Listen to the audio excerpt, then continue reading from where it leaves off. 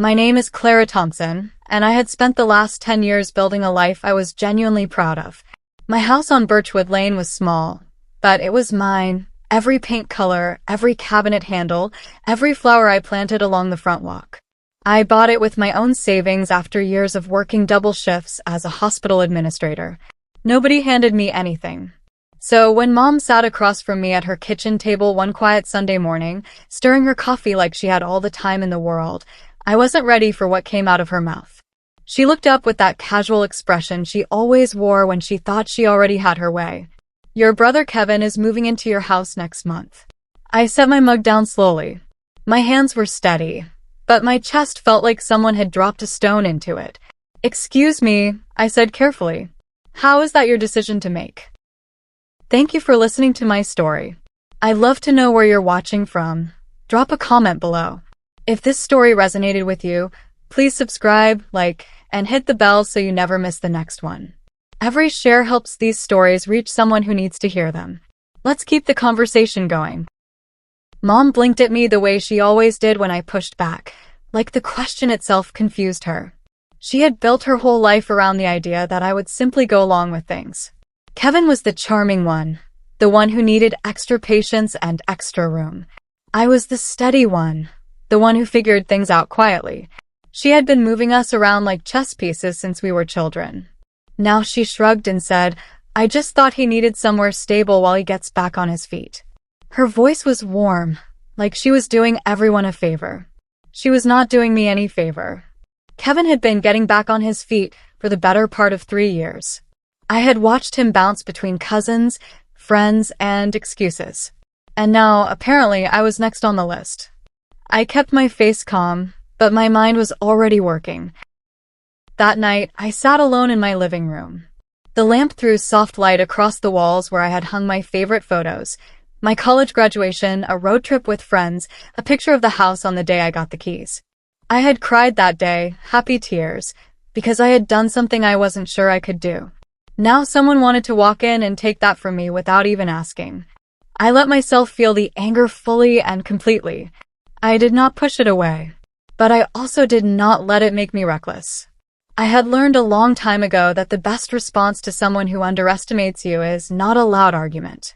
It is a quiet, well-executed plan. I picked up a notepad and started writing. Not angry words, just steps. Clear, numbered, practical steps. By the time I went to bed, the anger had turned into something much more useful: focus. 2 days later, Mom called Kevin while I was still sitting in her kitchen during a visit. She told him, right in front of me, to start packing up his things. "Clara will have the room ready," she said like I wasn't there. I put down my fork. I smiled politely and said, "Actually, let's all sit down and talk about this properly before anyone packs anything." Mom paused. The phone went slightly quiet. She looked at me with a flicker of surprise, like a chess player who suddenly realized the other side had moved a piece she hadn't noticed. I kept my smile steady. I wasn't yelling. I wasn't crying. I was simply not agreeing. That pause, that small, uncertain silence on her end, told me everything. She had expected me to fold immediately, the way I used to. She had forgotten that I had grown up since then.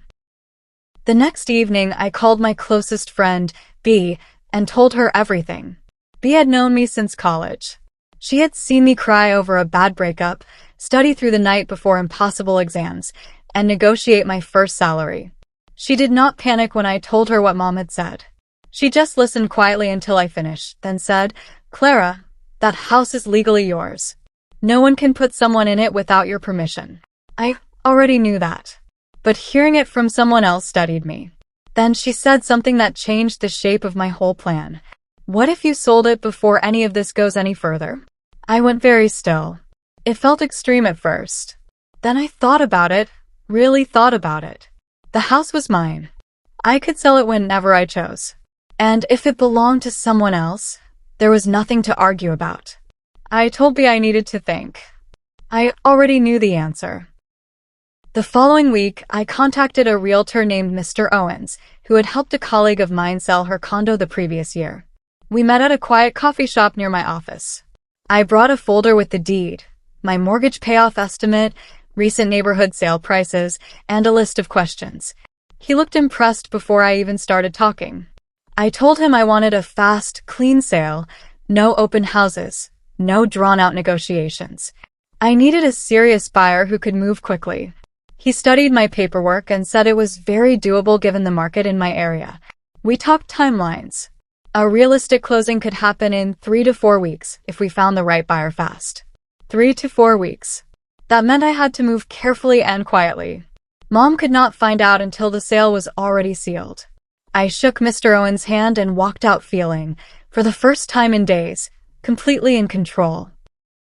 That Saturday, Mom called to check in. Her voice was bright and cheerful, the way it got when she thought things were going her way. I was thinking Kevin could take the back bedroom, she said. It gets good morning light. I nearly laughed. Instead, I said, in a vague, non-committal way that she could interpret however she liked. She kept talking, mentioning that she hoped everything would be ready by next month. There was her deadline. 1 month. I did the math in my head. Mr. Owens had already sent the listing to 2 pre-approved buyers. If one of them moved fast, we could close in 3 weeks, possibly less. Mom had no idea she had just handed me the exact deadline I needed to work against. I wrote 1 month on my notepad and circled it twice.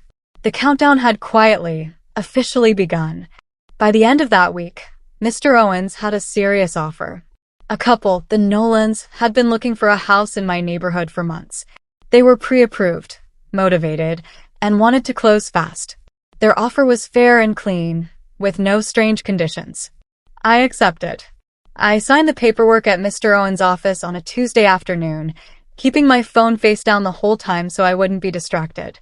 Then, just as I was leaving, my phone rang. Mom's name was on the screen. My heart jumped slightly. I let it ring twice, breathed, then answered. Hey, Mom. She wanted to know if I had started clearing out space for Kevin. I told her I had been busy with some paperwork, but that everything was moving along. That was completely true. I just didn't mention what the paperwork was actually for. I drove home with the radio off, listening to the quiet hum of my own good decision. The following week, Mom called again, this time with a new idea. She said she had spoken to a contractor friend who could help with some small renovations before Kevin moved in. She said it very casually, like she was being helpful. I understood what she was actually doing. She was inserting herself deeper into the process, making herself feel like a part of something she had no legal right to be part of. I told her I would think about it. I did not say yes. I did not say no. I gave her just enough vagueness to buy myself more time. After I hung up, I texted Mr. Owens to ask where we stood with the Nolans. He replied within minutes. Inspection was scheduled for Thursday, and things were looking smooth. I exhaled slowly. The sale was moving forward. Mom's contractor friend was never going to set foot inside my house. I just needed a little more time. Kevin showed up at my door on a Wednesday evening, without calling first. He said he wanted to get a feel for the space and maybe take a few measurements. I let him in because making a scene right then would have been the wrong move. I offered him coffee. He walked around slowly, eyeing the rooms, talking about where he might put his things. I watched him from the doorway of the kitchen, sipping my own coffee, nodding at the right moments. Then he stopped in the hallway and looked at me with narrowed eyes. You seem very relaxed about all of this, he said. There was suspicion in his voice. My stomach tightened, but I kept my expression easy. I'm always relaxed, I said. He stared at me for another second. Then he went back to his measuring. I counted the days in my head. The inspection was tomorrow. We were almost there. The inspection went perfectly. Mr. Owens called me the next morning with the update. The Nolans were happy, and their lender had confirmed the financing.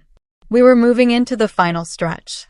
I sat at my kitchen table and let myself take one quiet moment to feel good. Just one. Then I got back to work.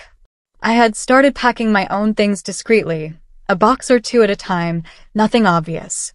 I had already arranged to rent a small apartment on the other side of town, a temporary place while I figured out my next step. I was covering every angle, closing every gap. That afternoon, Mom stopped by without warning. She walked through my front door and paused when she spotted a folder of papers on my kitchen counter. What's all that? She asked, tilting her head. I picked it up smoothly. Just some work stuff, I said. She studied me for a moment. I smiled back. 3 days later, Mom confronted me more directly. She called, and her voice had an edge to it that I recognized, the tone she used when she felt like she was losing grip on a situation. "I don't think you're being serious about any of this," she said. "I'm very serious," I replied, keeping my voice even. "In fact, things are moving faster than you might think." That was all I said. There was a long pause on her end. I could almost hear her mind working, trying to figure out what I meant. Then she said, "Clara, if you're doing something foolish, you need to stop." I found that almost funny. I was not doing anything foolish. I was doing something careful, legal, and entirely within my rights. "I'm not worried," I told her. The silence stretched between us. When she finally spoke again, her voice was tight. She was worried. I could hear it clearly. Word started traveling through the family. Mom had clearly been making calls. Within 2 days, I got a message from my Aunt Fran asking if I was going through something. Then my cousin Pete texted, wondering if I needed to talk things out. Mom had framed herself as the concerned party, the worried mother trying to help her son, thwarted by a difficult daughter. I read each message carefully, then responded with the same 3-word reply, "I'm doing fine." I didn't explain. I didn't defend myself. I didn't give anyone enough information to interfere. The quieter I stayed, the more unsettled Mom became, because her strategy only worked when I reacted. Without my reaction, she had nothing to push against. Mr. Owens confirmed that the closing paperwork was being drawn up. We were 1 week away. I folded my phone into my pocket and went back to packing, one careful box at a time. Mom came to my house 2 days later. She sat across from me at my own kitchen table and looked at me with soft, sad eyes, the expression I had seen her use on relatives at family gatherings when she wanted something. "Don't you feel like you owe this family something?" she said quietly. "Kevin has had such a hard time. We just need you to step up." I looked at her for a long moment before I answered. "Mom," I said, "I love you, but I don't owe anyone my home. That is not what family means." Her expression shifted. The softness hardened into something sharper. She had expected guilt. She had expected me to look down at my hands and give in, the way I had done so many times before when I was younger and less sure of myself. Instead, I met her eyes and held them. She looked away first. That told me everything. The closing date was set, Friday at 2 in the afternoon. I had signed every document I needed to sign. The Nolans had done the same. All that was left was the final meeting, the exchange of keys, and the legal transfer of the deed. I had already moved most of my personal belongings to my new apartment over the course of several evenings, one carload at a time, quietly and without drama.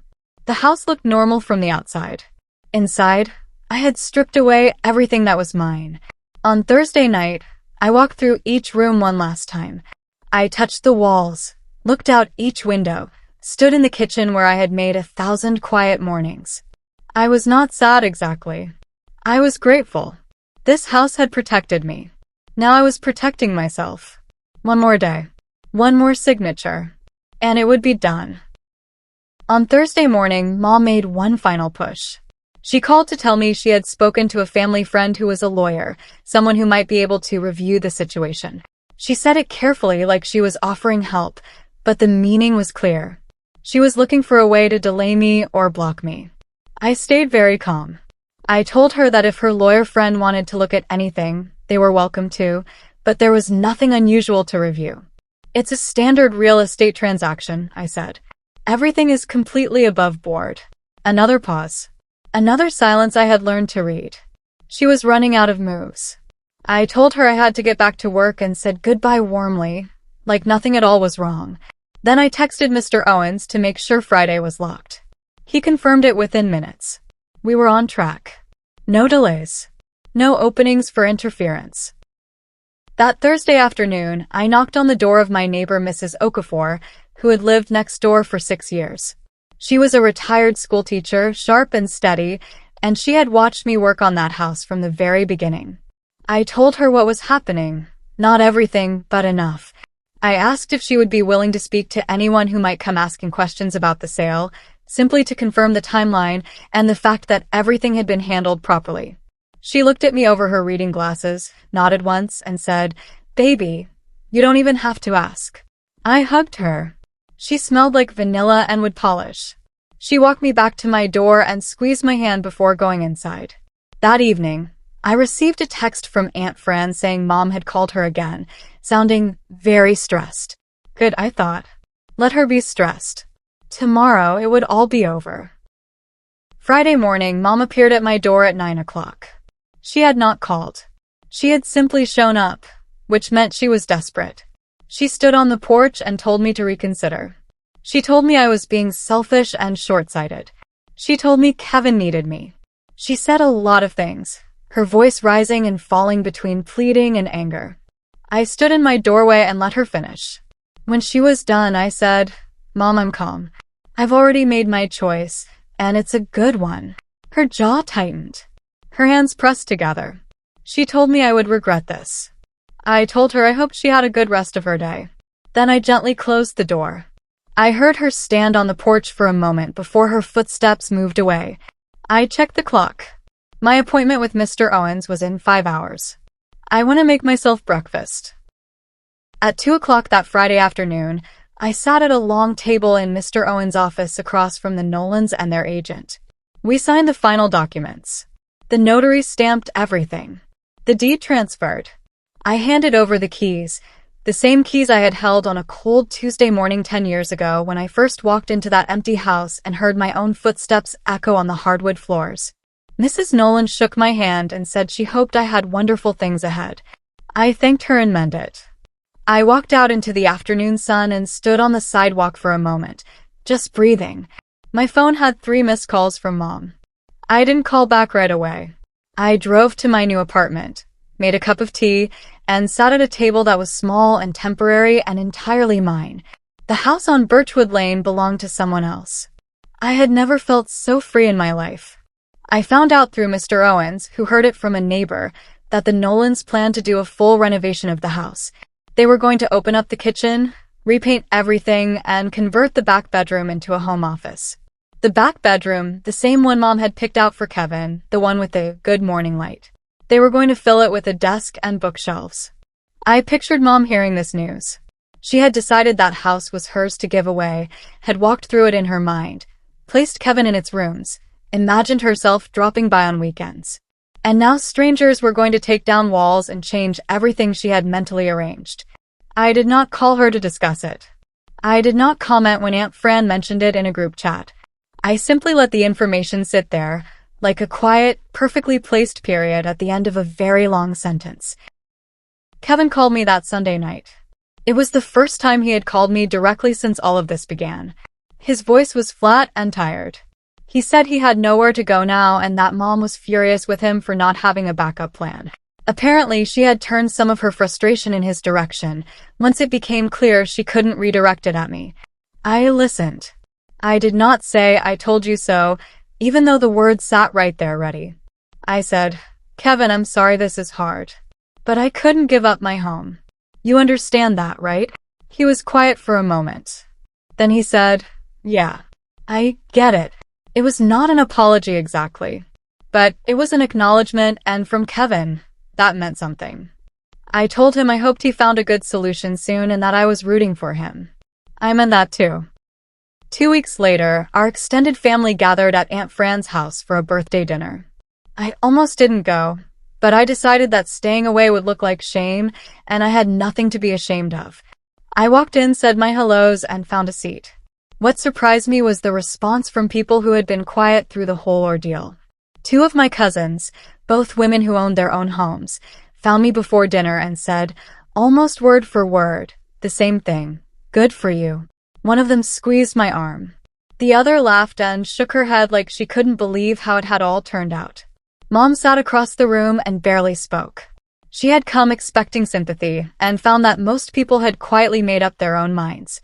She looked like someone who had rehearsed a speech and then discovered the audience had already gone home.